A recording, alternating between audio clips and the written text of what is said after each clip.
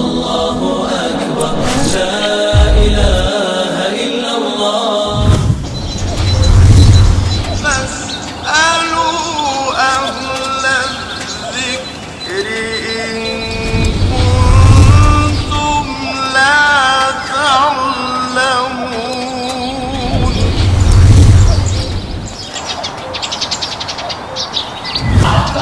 اپنے اعمال کا جائزہ لے. ایک شیخ جو ہے وہ بھی جائزہ لے, ایک قاری قرآن جو ہے وہ بھی جائزہ لے, ایک نمازی بھی جائزہ لے, ایک حاجی بھی جائزہ لے, ایک اللہ کے حمد و ثنا کرنے والا وہ بھی جائزہ لے. آپ اپنے اعمال کا جائزہ لو کہ آپ خالص اللہ کی رضا کے لیے کر رہے ہیں. اگر آپ نے ہماری نیت میں یہ چیز ہے کہ ہم نے لوگوں کی نظر میں مشہور ہونا ہے, لوگوں کو یہ عمل دکھانا ہے, تو یہ آپ کے لیے تباہی اور بربادی والی بات ہے. اس لیے ہر عمل کو کرنے سے پہلے اپنی نیت کو درست کیجیے. انما الاعمال بالنیات, کہ عملوں کا دار و مدار کس پر ہے؟ نیتوں پر. نیت آپ کی درست ہونی چاہیے. جب تک کہ انسان کبھی نہیں ہو سکتا وہ اللہ کے حکم کی مخالفت کرے. اللہ تعالیٰ نے جس چیز سے روک دیا ہے اس سے رک جاتا ہے, اس کے نزدیک پہ ہی جاتا ہے. دنیا والے جو مرضی کہتے رہے, دنیا کی کشش جتنی ہی مرضی کیوں نہ ہو, اس دنیا کی چمک دمک, اس دنیا کی عمارت, اس دنیا کی یہ چیزیں اس کو جتنا مرضی اپنی طرف بلاتی رہے, کھینچتی رہیں, وہ جانتا ہے کہ اس چیز سے مجھے میرے اللہ نے روکا ہے, اس کے قریب کبھی نہیں جائے گا, اس سے دور رہے گا, اپنے آپ کو بچائے گا, اپنے تعامل کو اس سے دور رکھے گا. کیوں؟ کیونکہ وہ جانتا ہے یہ چیز میرے اللہ کو پسند نہیں ہے, میں اپنے رب کے حکم کی خلاف ورزی نہیں کر سکتا, اس سے میرا اللہ ناراض ہوگا, میں کوئی ایسا کام نہیں کروں گا کہ جس سے میرا خالق و مالک ناراض ہو, میں اس کام سے دور ہی رہے. نحمده ونستعينه ونستغفره ونعوذ بالله من شرور انفسنا ومن سيئات اعمالنا من يهده الله فلا مضل له ومن يضلل فلا هادي له واشهد ان لا اله الا الله وحده لا شريك له واشهد ان محمدا عبده ورسوله. اما بعد فان خير الحديث كتاب الله وخير الهدي هدي محمد صلى الله عليه وسلم وشر الأمور محدثاتها وكل محدثة بدعة وكل بدعة ضلالة وكل ضلالة في النار. سبحانك لا علم لنا إلا ما علمتنا إنك أنت العليم الحكيم.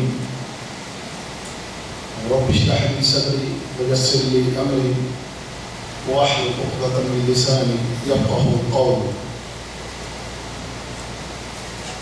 قابل احترام دوستوں, بھائیوں اور بزرگوں, رمضان کے بعد میری آپ بھائیوں سے پہلی ملاقات ہے. یقیناً آپ بھائیوں نے اور آپ دوستوں نے مجھ سے پہلے کچھ ایسے ضرور سنے ہوں گے کہ جنہیں دن میں آپ کو جو نصیحت کی گئی ہوگی کہ رمضان کے بعد زندگی کیسے بسر کی جائے. میرے عزیزوں, انسان کی زندگی رمضان ہو یا رمضان کے علاوہ ہو, ہر حال میں ہمیں اپنے اللہ کی فرما برداری کرنا چاہیے. وہ لوگ جو اللہ کے حکم کے مطابق اپنی زندگی کو بسر کرتے ہیں, وہ لوگ اللہ کے بڑے ہی پسندیدہ ہیں. اللہ تعالیٰ اپنے بندوں کو بڑا پسند کرتا ہے, بڑا محبوب رکھتا ہے. قرآن حکیم نے خالق کائنات نے یہ ارشاد فرمایا کہ ان اللہ یحب المحسنین, کہ بے شک اللہ تعالیٰ جو ہے وہ محسنین سے محبت کرتا ہے. اور ایک جگہ ان اللہ یحب المتقین, اللہ تعالیٰ متقین سے محبت کرتا ہے. محسنین اور متقین. میرے عزیزوں, اگر آپ کسی مسلمان سے پوچھیں تو ہر مسلمان کے بعد کہے گا کہ جی الحمدللہ میں اللہ کا بندہ ہوں, میں مسلمان ہوں. اور اللہ ہمیں بھی پسند کرتا ہے، ہم بھی شاید اللہ کی پسندیدہ ہیں۔ انسانوں کے اپنے اپنے معیار ہیں، اپنی اپنی سوچ اور فکر کے مطابق لوگ یہ بات کرتے ہیں، لیکن اصل بات وہ ہے جو قرآن کرتا ہے، اور قرآن یہ بتاتا ہے کہ اللہ کی پسندیدہ وہ ہیں جو محسنین ہیں، متقین ہیں۔ محسنین اور متقین کی نیکیاں، ان کی نیکی کی زندگی وہ کسی ایک مہینے کے لیے خاص نہیں ہوتی، وہ ہمیشہ مرتے دم تک اپنے رب کی عبادت کرنے والے، مرتے دم تک اپنے رب سے ڈرنے والے۔ اور اللہ کا حکم بھی یہی ہے، یا ایھا الذین آمنوا اتقوا اللہ حق تقاتہ ولا تموتن الا وانتم مسلمون۔ اے ایمان والو، اللہ سے ڈرو اور اس طرح ڈرو کہ جیسے اس سے ڈرنے کا حق ہے، اور تمہیں موت اس حالت میں آئے کہ تم اپنے رب کی فرمانبردار ہو، یعنی مرتے دم تک تم اپنے اللہ کی فرمانبرداری کرتے ہو۔ اور ایک جگہ فرمایا وَاعْبُدْ رَبَّكَ حَتَّى يَأْتِيَكَ الْيَقِينُ، اپنے رب کی عبادت مرتے دم تک کرتے رہو، مرتے دم تک اپنے رب کی عبادت کرو۔ کہتا میرے دوستوں اور میرے عزیزوں، صرف کسی ایک مہینے کے اندر عبادت کر کے آپ اللہ کے پسندیدہ نہیں بن سکتے۔ اللہ کا پسندیدہ بننے کے لیے اور اللہ کا محبوب بننے کے لیے اور کامیابی پانے کے لیے یہ ضروری ہے کہ ہم مرتے دم تک اپنے خالق کے حکم کے مطابق زندگی کو بسر کریں۔ اور یہ جو محسنین اور متقین کے ساتھ اپنی محبت کا اظہار کیا ہے اللہ تعالیٰ نے، یہ محسنین اور متقین کہتے کن کو ہے؟ مت سمجھیں کہ وہ محسنین اور متقین ہیں کہ جو کسی ایک مہینے کے اندر اللہ کی عبادت کر لیں، یا کبھی جا کر 2 3 4 مہینے کے بعد عمرہ کر کے آ جائیں، یا ایک دفعہ حج کر کے آ جائیں، یا تھوڑا بہت صدقہ خیرات کر لیں اور یہ محسنین اور متقین بن گئے۔ نہیں میرے دوستوں اور میرے عزیزوں، سب سے پہلی بات یہ سمجھیے کہ محسنین اور متقین کون سے لوگ ہیں، کنہیں کہتے ہیں؟ ایسے ان لفظوں کی تفسیر میں مفسرین نے یہ بیان کیا ہے کہ محسنین اور متقین وہ ہیں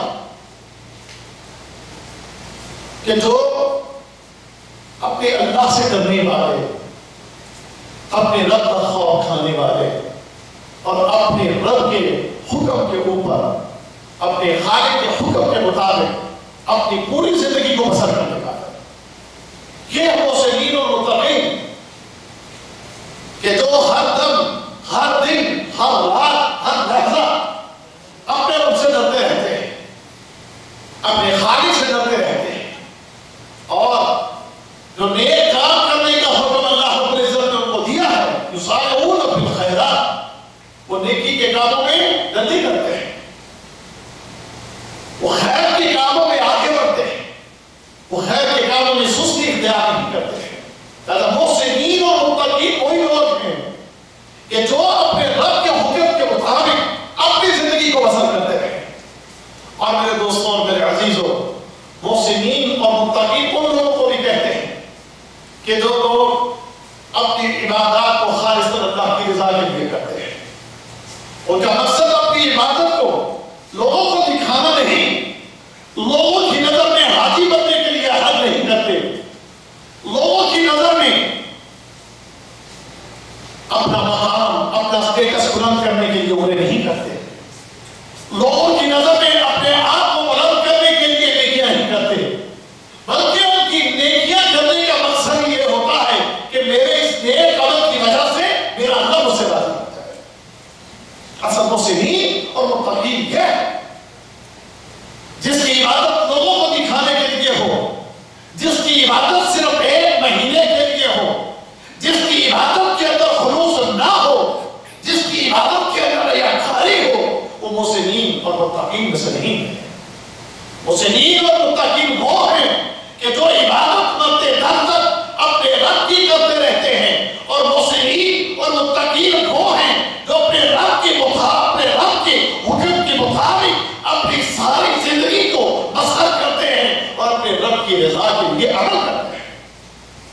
ان کا مقصد یہ ہوتا ہے میری نمازوں سے، میرے رکوع سے، میرے سجدے سے، میرے تشہد سے، میرے صدقہ و خیرات سے، میرے عمرے سے، میرے حج سے، میری عبادات سے میرا اللہ، میرا رب جو ہے وہ مجھ سے راضی ہوتا ہے. اس کا یہ مقصد نہیں ہوتا جیسے معذرت کے ساتھ آج ہم جاتے ہیں عمرے پر، ہم جاتے ہیں آج حج کے اوپر جاتے ہیں. یہ ماڈرن زمانہ آ گیا، موبائل کا زمانہ آ گیا، انٹرنیٹ کا زمانہ آ گیا. وہاں بیٹھے ہیں، طواف کر رہے ہیں، تب بھی حرم میں بیٹھے ہوئے ہیں، تب بھی اپنے موبائل کو کھولا ہوا ہے اور موبائل کے اوپر اسکائپ کو کھولا ہوا ہے. یہ جو نئے نئے سافٹ ویئر آئے ہوئے ہیں، یہ ایمو ہے، یہ اسکائپ ہے، یہ فلانا سافٹ ویئر ہے، یہ فلانا سافٹ ویئر ہے، اس کے ذریعے انٹرنیٹ کے ذریعے کال کر کے دکھا رہے ہیں دیکھو ہم طواف کر رہے ہیں، دیکھو ہم بیت اللہ کے سامنے ہیں، دیکھو ہم حرم کے اندر بیٹھے ہوئے ہیں، یہ دیکھو حرم کو، ہمیں دیکھو کہ ہم حرم کے اندر موجود ہیں، یہ صفا مروا کی سعی کر رہے ہیں، ہم بیت اللہ کے سامنے کھڑے ہیں، ہم حجر اسود کے سامنے کھڑے ہیں. لوگوں کو اسکائپ کے اوپر دکھا رہے ہیں اللہ کی عبادت کرو، جنت کو راضی کرنے کے لیے عبادت کر رہا ہے. اللہ میرے دوستوں، میں تربیت کرنا چاہتا ہوں سب سے پہلے اپنی اور اس کے بعد آپ کی تربیت کرنا چاہتا ہوں. غور سے سمجھیے گا اس بات کو. جو انسان اپنی عبادت کو اس مقصد کے لیے کرنے کے لیے جاتا ہے، تم چاہتے ہو، ہم چاہتے ہیں ہمارے مسلمان ہر ہفتے یا 10 دن کے بعد، مہینے کے بعد، 2 مہینے کے بعد جاریات سے اعلان ہوگا آؤ عمرہ کرنے کے لیے، نام لکھواؤ اپنے، آگے شاپر اٹھا کے کھینچ لے کے احرام لے کر ہمارا نام لکھو، ہم نے عمرہ کرنے جا رہا ہے، جاؤ. الحمدللہ بہت بڑی نیکی ہے، بڑا اجر ہے. لیکن سن لیجیے اس بات کو، اگر آپ کے عمرے کرنے کا مقصد، آپ کے حج کرنے کا مقصد یہ ہے کہ وہاں جا کر گھر فون کر کے بتائیں ہم نے عمرہ کر لیا ہے، ہم لوگوں کو بتائیں میں بہت عمرے کرتا ہوں، ہم لوگوں کے سامنے مشہور ہو جائیں، آپ نے یہ عبادت نہیں کی، آپ نے نیکی نہیں کمائی ہے، آپ نے اجر نہیں پایا ہے، بلکہ آپ کا یہ عمرہ، آپ کا یہ حج، آپ کی یہ عبادت آپ کے گلے کا پھندا بنا ہے. اللہ کو ایسی عبادت نہیں چاہیے. اللہ کی عبادت کون سی چاہیے؟ وہ خالصاً کس کے لیے ہو؟ خالصاً اللہ کی رضا کے لیے ہو. عبادت وہ کہلاتی ہے. آج ہم جاتے ہیں، ابھی یہ حج ہے، حج کا موسم آ رہا ہے. جنہوں نے ابھی تک حج نہیں کیا تڑپ ہے کہ حج ہو جائے. آپ چاہتے ہیں نا جن کا حج نہیں ہوا حج ہو جائے. جیسے مجھے پتا چلا یہاں وہ شہر بیلان میں اس نے جناب تسجیل کھولی، اس نے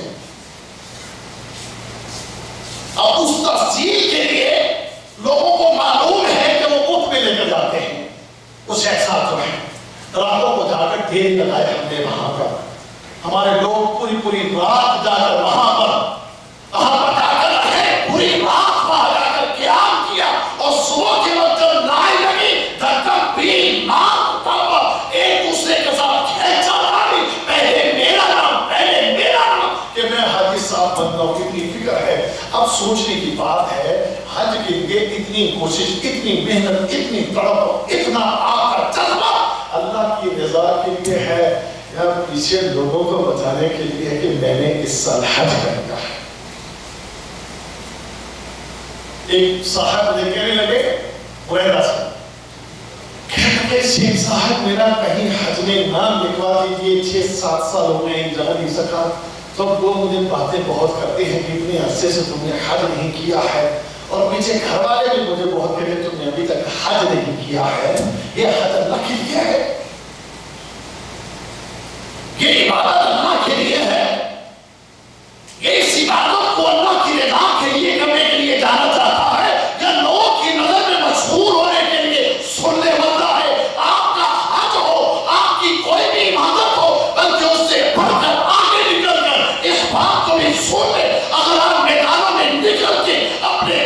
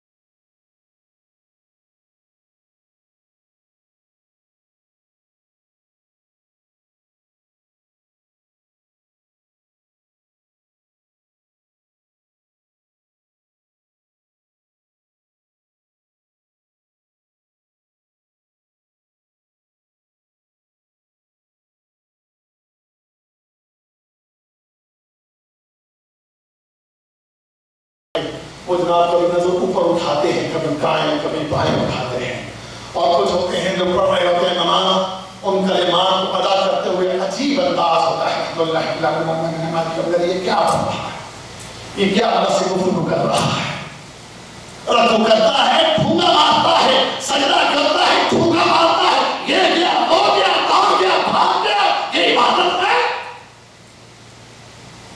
اللہ اکبر، کہا محمد رسول اللہ صلی اللہ علیہ وسلم آپ کا قیام ہوتا تھا، سبحان اللہ۔ حضرت عائشہ صدیقہ رضی اللہ تعالی عنہا سے کسی نے کہا اما جان ہمیں نبی صلی اللہ علیہ وسلم کی رات کی عبادت کے متعلق بتائیں، کوئی عجیب واقعہ ان کی رات کی عبادت کے حوالے سے۔ حضرت عائشہ رضی اللہ تعالی عنہا فرماتی ہیں محمد رسول اللہ صلی اللہ علیہ وسلم آپ رات کو تشریف لائے دن میرے پاس، اور میرے پاس آ کر مجھے کہنے لگے عائشہ اگر آج تم مجھے چھوڑ دو تو میں اپنے رب کی عبادت کر لوں۔ حضرت یعنی محمد رسول اللہ صلی اللہ علیہ وسلم جو ہے، حضرت عائشہ کہتی ہے میں نے کہا اللہ کے نبی آپ کے قرب سے زیادہ عزیز کوئی چیز مجھے نہیں، لیکن آپ کی جو طلب ہے آپ کی جو خواہش ہے وہ بھی مجھے عزیز ہے، ٹھیک ہے آپ اللہ کی عبادت کیجئے۔ محمد رسول اللہ صلی اللہ علیہ وسلم اللہ کے سامنے کھڑے ہوئے اللہ کی عبادت کرنے لگے، اپنے قیام میں کہتی ہیں بڑا لمبا قیام کیا، اتنا لمبا قیام کیا تھا، اس کا طول اس کا حسن کیا ہے میں بیان نہیں کر سکتی۔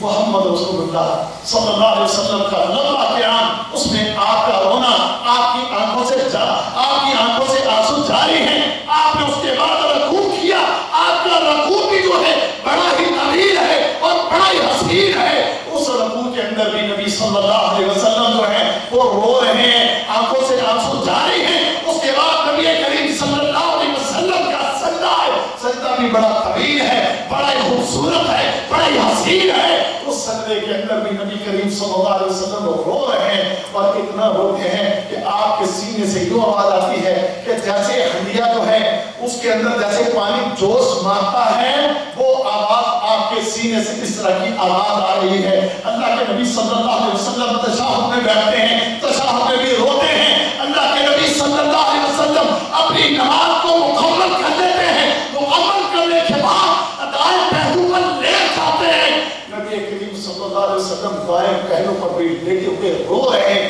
یہاں تک کہ آپ کے آنسو زمین پر گر رہے ہیں اور زمین گیلی ہو رہی ہے، آپ کی داڑھی جو ہے آنسو سے تر ہو چکی ہے، آپ کا چہرہ احمد جو ہے آنسو سے بھیگ چکا ہے، جہاں لیٹے ہوئے ہیں وہاں کی زمین آپ کے آنسو سے بھیگی ہوئی ہے۔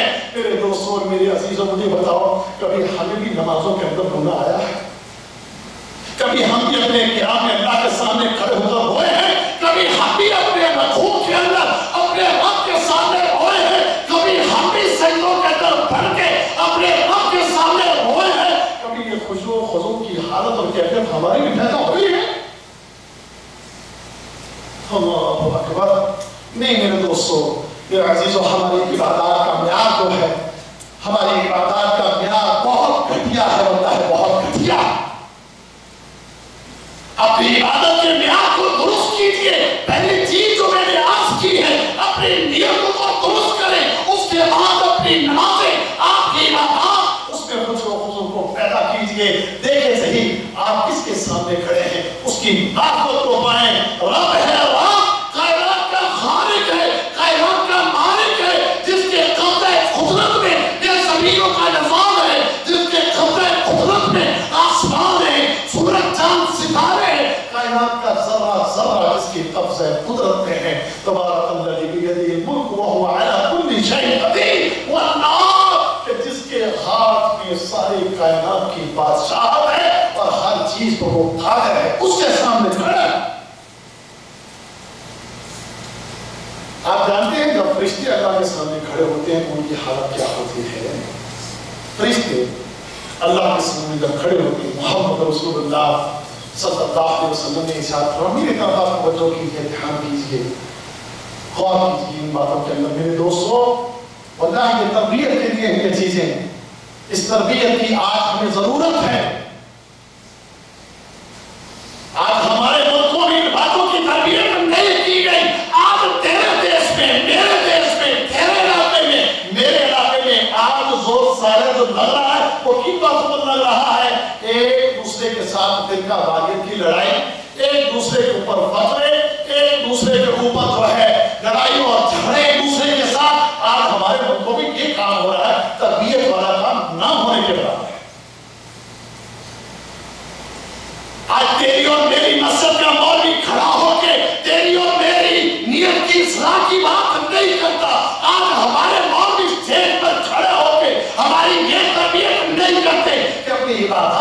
اندر کے حسن پیدا کیجئے، اپنی عبادات کے اندر اس خوبصورتی کو پیدا کیجئے، اپنی عبادتوں کو سنبھالیے. آج یہ باتیں نہ ہونے کے بعد بتائے ذرا. میں نے بریدہ میں نے پروگرام کیا، میں نے کہا یار مجھے بتاؤ 200-250 بندہ بیٹھا ہے. میں نے کہا اپنے ایمان سے بتاؤ مجھے، تم 200-250 بندہ یہاں پر بیٹھے ہو، آج سے آپ سے بھی میں پوچھتا ہوں، آپ سے بھی پوچھتا ہوں، مجھے یہ بتاؤ ہم اپنے ملکوں میں جا کر جمعے بھی پڑھتے ہیں، ہم اپنے ملکوں میں جا کر تقریریں بھی سنتے ہیں، کیا آج ہمارے مولوی آپس کی لڑائیوں میں نہیں اٹھے ہوئے؟ کیا ہے ایک دوسرے پر فتوے لگانے میں نہیں لگے ہوئے؟ مجھے بتاؤ کہ تمہارے ہمارے وہاں پر آج تربیت کا ماحول کتنا ہے؟ بتاؤ اللہ ہے، بتاؤ مجھے. 2-3 ہاتھ کھڑے ہوئے، کیا یہ ہمارے علاقے کا مولوی کچھ کام کر رہا ہے، تربیت ہماری کر رہا ہے؟ 2-3 ہاتھ 200-250 بندے کے اندر اگر نہ اکثریت یہ کہتی تھی کہ تربیت کی گفتگو تو ہے ہی کوئی وہاں. آج لڑائیاں ہو رہی ہیں، جھگڑے ہو رہے ہیں، فرقہ واریت کی لڑائی ہو رہی ہے. اگر کوئی اہل حدیث ہے تو وہ کہتا ہے، وہ اپنا پورا زور لگا رہا ہے، مجھے مان دو، میری بات کو مان دو، تسلیم کر دو. اپنی بات کو منوانے کے لیے ایڑی چوٹی کا زور لگائے ہوئے، اور اگر کوئی دوسرا ہے وہ اپنی باتوں کو منوانے کے لیے ایڑی چوٹی کا زور لگائے. اور شیطان نے یہ کیسا کھیل کھیلا ہے کہ جو اصل کام کرنے والا تھا اس کام سے ہٹائی دیا ہے. میں اس بات کا مخالف نہیں ہوں کہ آپ محمد صلی اللہ علیہ وسلم کی سنتوں کو بیان نہ کریں، بتائیں لوگوں کو اس بات کی بھی ضرورت ہے کہ لوگ سنت رسول سے نہ ہٹیں، اللہ کے قرآن سے نہ ہٹیں، حدیث رسول سے نہ ہٹیں، اس کی بھی ضرورت ہے. لیکن اس کے ساتھ ساتھ لوگوں کی یہ تربیت بھی کریں. لوگوں کی باتیں خراب ہو رہی ہیں، لوگوں کی باتیں تباہ ہو رہی ہیں. آج ہماری باتوں میں دکھاوا زیادہ ہے اور آج ہماری عبادتوں میں خشوع و خضوع نہیں ہے. اس بات کو اپنے پلے باندھ لیجئے. اگر آپ نے میں نے اپنی عبادت کو درست نہ کیا، اگر میں نے آپ نے اپنی عبادات میں اگر یہ معیار قائم نہ کیا تو میرے دوستو اللہ ایسی عبادات کو قبول نہیں کرے. اللہ اور یہ 7 منٹ اس نے پورے رمضان میں 23 رکعت پڑھ کے مجھے بتاؤ اللہ کے ہاں کوئی اگر ہے اس کا؟ ایک شخص آیا تھا نا نبی صلی اللہ علیہ وسلم بیٹھے ہوئے تھے اور آیا، اس نے نماز پڑھی اور کس کے سامنے پڑھی؟ اس نے محمد رسول اللہ صلی اللہ علیہ وسلم تشریف فرمائے اور آپ اس نے نماز پڑھ کے جانے لگا. اللہ کے نبی صلی اللہ علیہ وسلم نے بلا لیا تھا.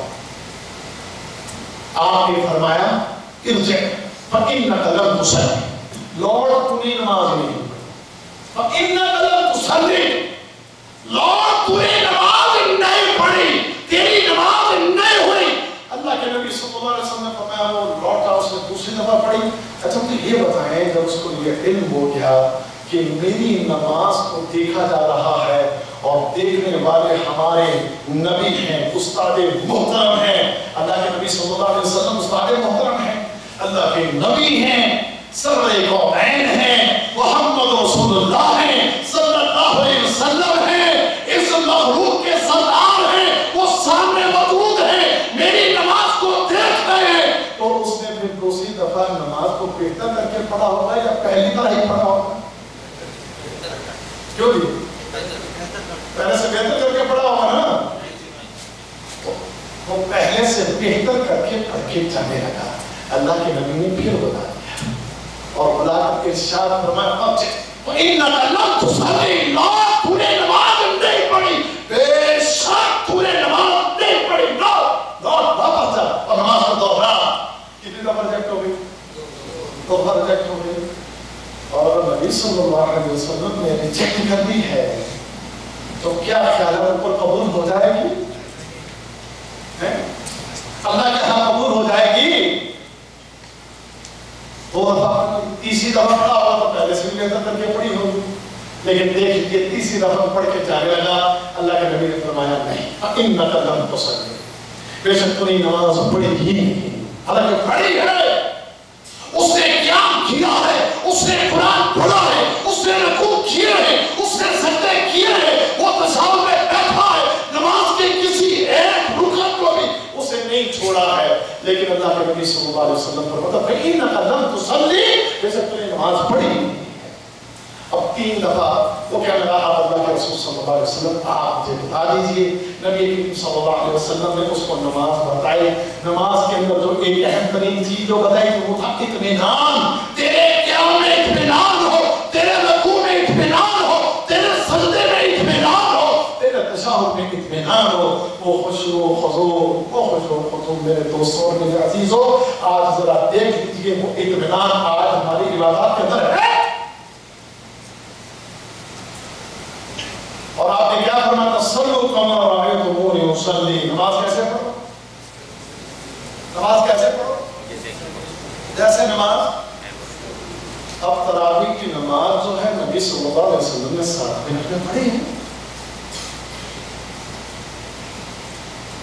कोई इतनी सुरह नमाज पढ़ी है।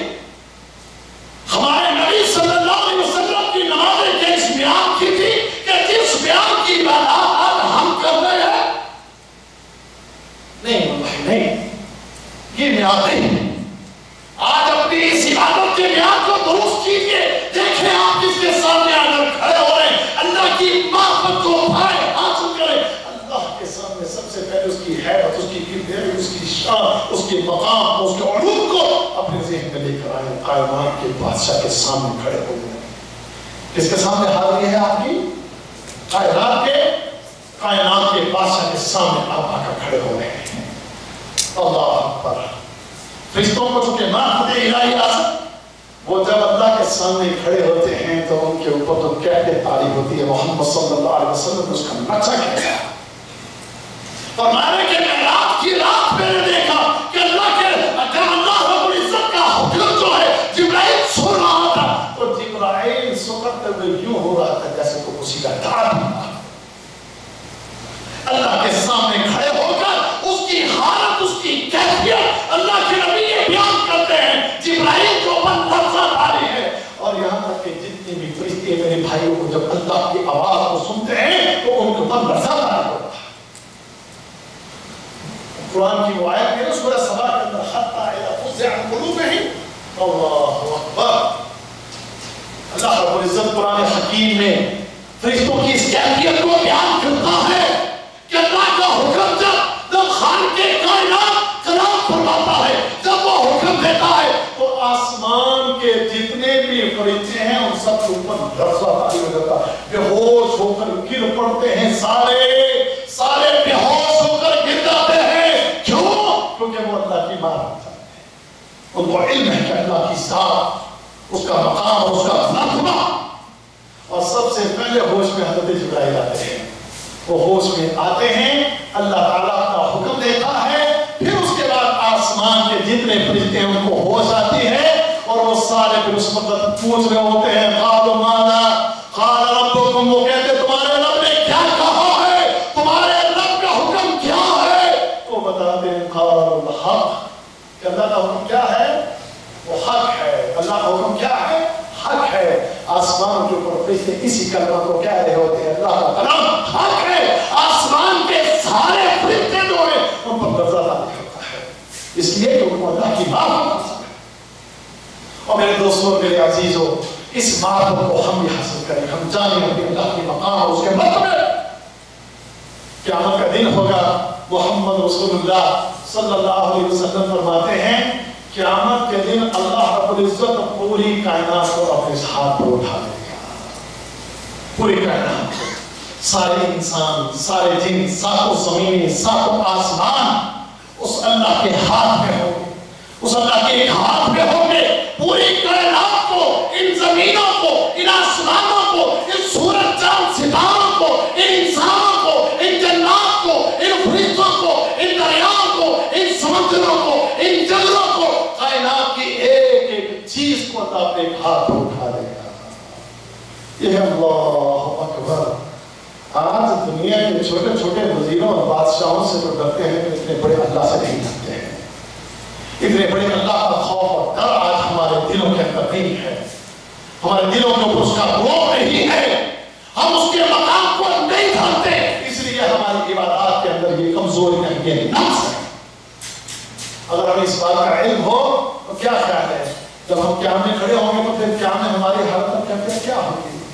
اس کے ساتھ کلام کرتے ہوئے ادب و احترام ہوگا. اللہ کی تعریف ادب و احترام سے کر رہے ہوں گے. رکوع کریں گے بڑے اہتمام کے ساتھ اور بڑے احتیاط کے ساتھ. سجدہ کریں گے تو بڑے اہتمام کے ساتھ بڑے پیار کے ساتھ اللہ کے سامنے گردن جھکی ہے پڑھتا ہے سبحان ربی العظیم سبحان ربی العظیم. پھر اس کے بعد سیدھا کھڑا ہوتا ہے, پھر سجدے میں جاتا ہے, اللہ کی تعریف کرتا ہے سبحان ربی الاعلی سبحان ربی الاعلی, اللہ کی تعریف کرتا ہے, خالق کی پاکی بیان کرتا ہے بڑے ادب کے ساتھ بڑے احترام کے ساتھ. رکوع میں سجدہ میں پھر تشہد میں بیٹھتا ہے, کلمات کو بڑے ادب کے ساتھ احترام کے ساتھ ادا کرتا ہے. قیام میں بھی اللہ کی تعریفیں بڑے ادب اور بڑے احترام کے ساتھ کرتا ہے. اپنی پوری عبادت کے اندر خشوع و خضوع کو اختیار کرتا ہے اور اللہ کا ڈر اور اللہ کی ہیبت جو ہے ان کو اس کے دل اور دماغ کے اندر ہوتی ہے. میرے دوستوں اپنی عبادت کے اندر اس بیان کو ضرور کرنا کیجیے. اور اگر یہ نہیں ہے تو پھر عبادات جو ہے وہ اللہ کے ہاں وہ درجہ نہیں رکھتی, وہ آپ کو اس کا اجر اور ثواب ملنے والا نہیں ہے اگر آپ اپنی عبادت کے اندر اس چیز کو پیدا نہیں کریں. اور ایک چیز اور سنیے میرے دوستو, محسنین اور متقین ان کی یہ صفت ہوتی ہے کہ وہ اپنے خالق اور اپنے مالک کے کسی حکم کی مخالفت نہیں کرتے. وہ اپنے اللہ کے حکم کی کسی بھی حکم کی مخالفت نہیں کرتے. اللہ تعالیٰ نے جس چیز سے منع کر دیا ہے, جس چیز سے روک دیا ہے, اس سے دور ہو جاتے ہیں. جو انسان متقی ہو, جو انسان اپنے آپ کو متقی کہتا ہے, جو کہتا ہے میں تقوی کا حامل ہوں, میں متقی ہوں, متقی انسان کبھی نہیں ہو سکتا وہ اللہ کے حکم کی مخالفت کرے. اللہ تعالیٰ نے جس چیز سے روک دیا ہے اس سے رک جاتا ہے, اس کے نزدیک نہیں جاتا ہے. دنیا والے جو مرضی کہتے رہے, دنیا کی کشش جتنی ہی مرضی کیوں نہ ہو, اس دنیا کی چمک دمک, اس دنیا کی رونق, اس دنیا کی یہ چیزیں اس کو جتنا مرضی اپنی طرف بلاتی رہے, کھینچتی رہیں, وہ جانتا ہے کہ کس چیز سے مجھے میرے اللہ نے روکا ہے اس کے قریب کبھی نہیں جائے گا, اس سے دور رہے گا, اپنے آپ کو بچائے گا, اپنے دامن کو اس سے دور رکھے گا. کیوں؟ کیونکہ وہ جانتا ہے یہ چیز میرے اللہ کو پسند نہیں ہے, میں اپنے رب کے حکم کی خلاف ورزی نہیں کر سکتا, اس سے میرا اللہ ناراض ہوگا. میں کوئی ایسا کام نہیں کروں گا کہ جس سے میرا خالق و مالک ناراض ہو, میں اس کام سے دور رہے. اگر آپ ایمان سے بتائیں کہ آج اس دور سے ہم گزر رہے ہیں میرے دوستوں اور میرے بھائیوں میرے پیاروں, آج ہمیں اس بات کا احساس ہے. ہم نے رمضان کے روزے رکھے, رمضان کے روزوں کے اندر الحمدللہ آپ صبح سے لے کر فجر سے لے کر مغرب تک آپ کچھ کھاتے نہیں تھے, آپ کچھ پیتے نہیں تھے. بھائی کیوں نہیں کھاتے, کیوں نہیں پیتے؟ جواب یہ ملتا ہے حضرت اللہ نے منع کیا ہے کہ جب تم روزہ رکھ لو تو فجر سے لے کر جب فجر کی اذان ہو جائے, اذان ہوئی فجر کی, رک جاؤ, کچھ نہ کھاؤ کچھ نہ پیو. کیوں؟ اللہ نے منع کیا ہے جب فجر کی اذان ہو جائے تو نہ کچھ کھانا ہے نہ کچھ پینا ہے. سارا دن نہ کچھ کھائیں گے نہ کچھ پیئیں گے, مغرب تک کھانے پینے والی چیز کو اس حالت سے نہیں اتاریں گے. تعجب کی بات ہے, اللہ کے کہنے پر ان حلال چیزوں کو رمضان کے اندر روزہ رکھ کے ترک کر دیتا ہے. وہ میرے دوست, وہ میرے پیارے بھائی, وہ میرے عزیز, وہ میرے پیارے, وہ میرے بھائی, مجھے یہ بتا کہ وہ اللہ کا حکم صرف رمضان میں ہی ہوتا ہے ماننے کے لیے, یا رمضان کے بعد بھی اللہ کا حکم ماننے کے لیے ہے؟ اللہ کے حکم کو مانتے ہوئے تُو نے حلال چیزوں کو فجر سے لے کر مغرب تک تُو نے کھانا چھوڑ دیا, تُو نے پینا چھوڑ دیا.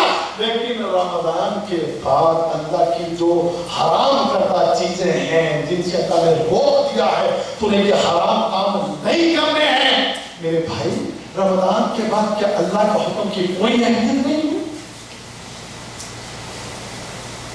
رمضان کے بعد اللہ کے حکم کی کوئی حیثیت نہیں ہے؟ نہیں میرے دوستو, جس طرح تم نے رمضان میں روزہ رکھ کے اللہ کے حکم کو مانا ہے, اسی طرح رمضان کے بعد بھی اللہ کے ہر حکم کی تابعداری کرنا ہے. اپنے رب کے حکم کے اوپر عمل کرتے ہوئے آخری بات ذرا میری غور سے سن لیجئے. ٹائم ہو رہا ہے اس لیے میں زیادہ وقت نہیں لوں گا, غور کیجئے گا. اور میرے عزیزوں اور میرے ساتھیوں, آج جس معاشرے میں ہم رہ رہے ہیں, آج ہم نمازی بھی ہیں, آج ہم حاجی بھی ہیں, آج ہم بہت سے ایسے کام ہیں کہ جس میں ہم اللہ کے احکام کی خلق خلاف ورزی کر رہے ہیں. کیا خیال؟ آج اللہ کے حکم کی پوری خلاف ورزی ہم کر دیے نا. آج پوچھے ایک داڑھی بولنے والا، ایک داڑھی کاٹنے والا، ایک فلم دیکھنے والا، ایک گانے سننے والا، ایک بے حیائی کے کام کرنے والا، وہ تو جناب بے دینی کے یہ بے حیائی اور فحاشی کے یہ بے غیرتی کے یہ کام کرنے والے آج ہمارے معاشرے کے اندر جو موجود ہیں، چاہے ذرا دیکھو ان کی حالت دیکھو. نمازیں بھی پڑھ لیتے ہیں، روزے بھی رکھ لیتے ہیں، صدقے بھی کر لیتے ہیں، لیکن وہ فلم ضرور دیکھتے ہیں، وہ گانا ضرور سنتے ہیں، عمرے بھی کرتے ہیں، حج بھی کریں گے، داڑھی بھی بولتے ہیں، داڑھی بھی کھاتے ہیں، سگریٹ بھی پیئیں گے، سگریٹ پینے والے، داڑیاں کاٹنے والے، فلمیں دیکھنے والے، جھوٹ بولنے والے، دھوکہ دینے والے، بے ایمانی کرنے والے، ایک دوسرے پر ظلم کرنے والے. اور مجھے بتاؤ بھائی یہ کون سا اسلام ہے، یہ کون سا دین ہے، یہ کون سا ایمان ہے؟ یہ دین ہے ہمارا. اللہ اکبر. معاشرے کے اندر اتنا بگاڑ پیدا ہو چکا ہے، آج ہمارے معاشرے کے اندر اتنی خرابیاں آ چکی ہیں کہ اللہ کا ڈر دلوں سے جاتا. معاشرہ کتنا کرپٹ ہو چکا ہے، معاشرے کے اندر برائی کتنی آ چکی ہے. وہ آج آپ نے وہ واقعہ سنا ہوگا، ہمارے قصور میں ایک واقعہ ہوگا پاکستان میں، وہ واقعہ بچوں کا واقعہ سنا ہے آپ نے؟ وہ 250 بچے تقریباً جو ابھی تک سامنے آئے ہیں، 250 یا 280 بچوں کا وہ واقعہ ہے. وہ جانتے ہیں آپ کیا ظلم ہو رہا ہے؟ وہ ان بچوں کو گرفتار کر کے، وہ بچوں کو اغوا کر کے، وہ 5 سال کے 6 سال کے ننھے منھے بچے ان کو اغوا کر کے لے جاتے، ان کے ساتھ زیادتی کرتے. وہ 5 سال کا 6 سال کا 7 سال کا بچہ ہے، اس کو لے جا کر 1 نہیں 2 نہیں 3 نہیں 10 آدمیوں نے ایک معصوم بچے کے ساتھ زیادتی کی اور زیادتی کر کے ویڈیوز بنائے اور پھر پورے ویڈیوز کو بنا کر جناب اس کو بھیج رہے ہیں، یورپ کے اندر بھیج رہے ہیں، دیگر ایشیائی ممالک کے اندر بھیج رہے ہیں اور اس ویڈیو سے پیسہ کما رہے ہیں. ان کو دکھا رہے ہیں مسلمان ہے مسلمان.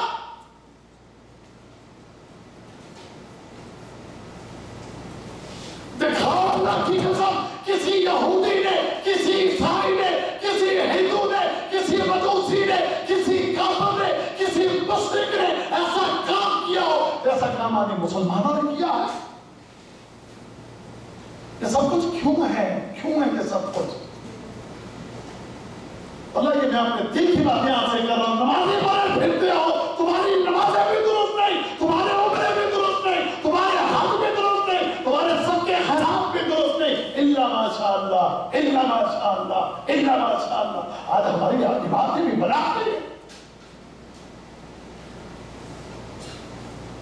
آج ہماری عبادتیں دکھاوے کی، آج ہماری عبادتیں خصوص سے خالی، اور اس کے ساتھ سب یہ برائیاں اور بے حیائی اور یہ فحش اور یہ بدکاریاں، یہ جرم ہمارے معاشرے میں اتنا بڑھ گیا، اتنی زیادتی. معصوم بچے اللہ کی قسم 5 سال کا 6 سال کا بچہ ہمارا بچہ ہے، ہمارا خون ہے، ہمارے دل ہے، ہمارے جسم کا حصہ ہے، ہمارا گوشت ہے، ہمارا نام ہے، ہمارا خون ہے، ہمارے بچے ہیں، ہمارے پیارے ہیں. ہمیں ان پر شفقت آتی ہے، محبت آتی ہے، لیکن درندہ بن گیا آج کا مسلمان درندہ بن گیا. کیا یہ درندگی نہیں آپ نے دیکھی نہیں؟ 5 6 سال کی بچیاں، معصوم بچیاں یاد ہو، معصوم بیٹیاں، وہ بیٹیاں ہیں، بیٹیاں ہیں جن کو دیکھ کر ان پر ترس آتا ہے، جن کے سر پر ہاتھ رکھنے کو جی چاہتا ہے اور جن کی حفاظت کرنے کو جی چاہتا ہے. وہ میری بیٹی ہے، وہ تیری بیٹی ہے، وہ ہم سب مسلمانوں کی بیٹی ہے، وہ ہم سب مسلمانوں کے بچے ہیں. لیکن ان ظالموں نے مسلمان ہیں، وہ بھی مسلمان ہیں، اللہ تک لے گئے، ان بچوں کے ساتھ ظلم کیا. ایک بار نہیں کیا اور ایک میں نہیں کیا، 10 آدمی ایک وقت میں بچی کے ساتھ زیادتی کرتے ہیں، بچیوں کے ساتھ زیادتی کرتے ہیں. پھر ان کی فلمیں بنا کر مارکیٹ میں بھیجتے رہے. یار یہ انسان ہے.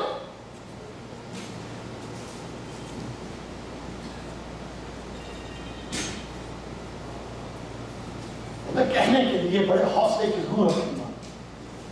دل کانپتا ہے، زبان ساتھ نہیں دیتی، دل و دماغ ساتھ نہیں دیتے.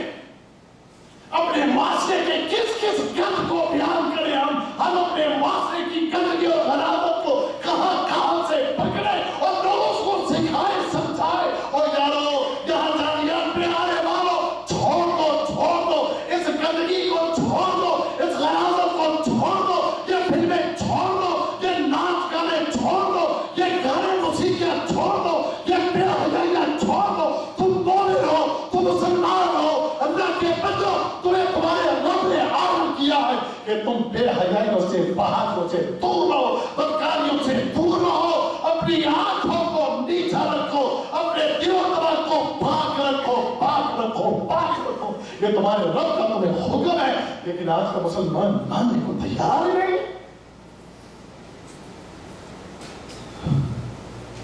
بڑی بری حالت ہے. دل تڑپتا، اللہ کی قسم جب میں نے پڑھا تو تمام کام نہیں کرتا. یہ حالت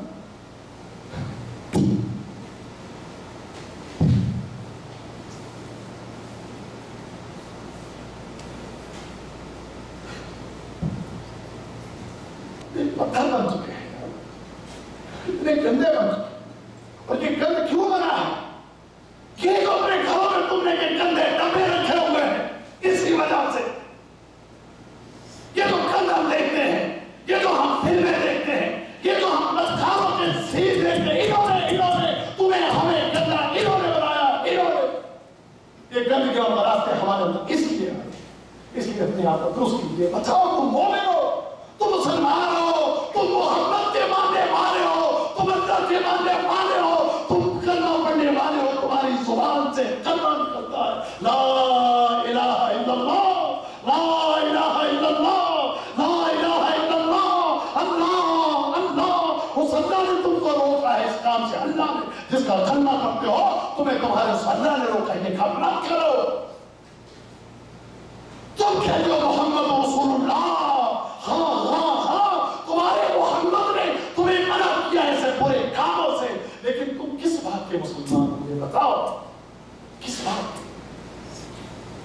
کس چیز کی؟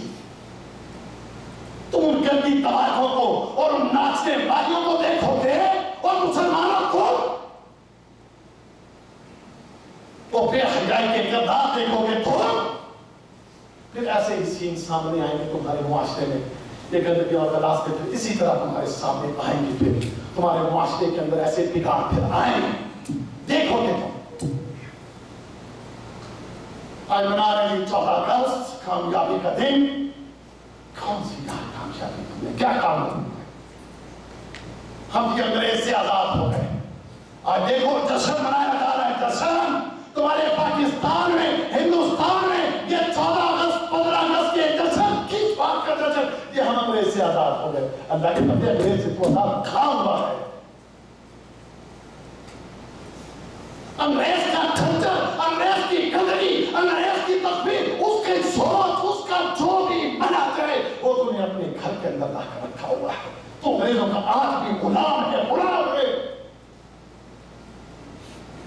اِنَّا لِلَّهِ وَإِنَّا إِلَيْهِ رَاجِعُونَ. بھائیو میرا موضوع واللہ میں کچھ اور تیار کر کے آیا تھا لیکن بس جدھر میری بات چلی گئی دل بدی میں نے وہ گفتگو آپ کے سامنے کر دی ہے.